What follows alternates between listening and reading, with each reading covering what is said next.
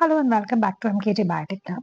So in this series of video, I'm going to discuss you with different sections or different units of GATE BT exams, unit wise, and tell you how much questions asked in every year from that particular section.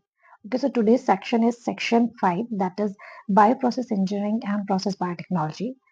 So generally देखा ये गया है कि इस unit से भी 6 question at least पूछे ही गए हैं हर बार।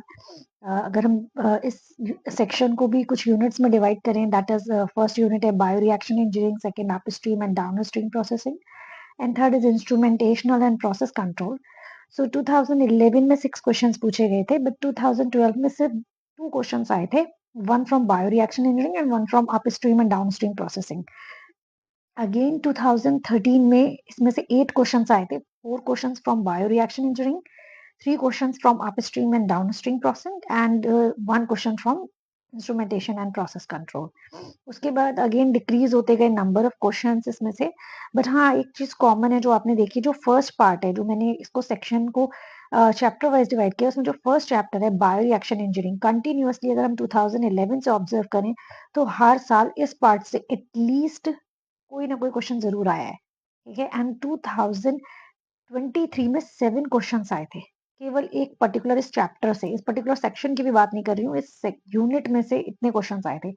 सो now you know that this particular unit is very important for exam point of view. Okay तो आपको इस यूनिट को तो बिल्कुल भी स्किप नहीं करना है। मैं बेसिकली यही आपके संग डिस्कस करने की कोशिश कर रही हूँ कि कौन सा part exam point of view से इंपॉर्टेंट है, किस पर्टिकुलर सेक्शन से हर साल क्वेश्चन आए, सो दैट आप उस पर्टिकुलर टॉपिक को बिल्कुल भी स्किप ना करो, उसको अच्छे से प्रिपेयर करके जाओ, ठीक है। क्योंकि वहां एक चांस है कि हाँ अगर आपको पता है कि इतने नंबर ऑफ क्वेश्चन आ रहे हैं तो एटलीस्ट वो पार्ट आपका स्किप नहीं होना चाहिए, या वो मार्क्स आपके रहने नहीं चाहिए, वो मार्क्स आप स्कोर कर पाओ, ठीक है। अगेन देखिए लास्ट ईयर की भी बात करें 2024 की भी, तो उसमें भी 5 क्वेश्चंस आए थे and 2 questions from upstream and downstream process.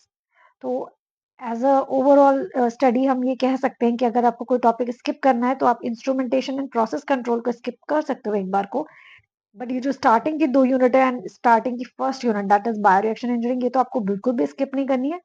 इसे आपको बहुत अच्छे से प्रिपेयर करना है और अच्छे से प्रिपेयर करके जाना है। ओके, चलिए मिलते हैं नेक्स्ट वीडियो में नेक्स्ट यूनिट के संग। Thank you.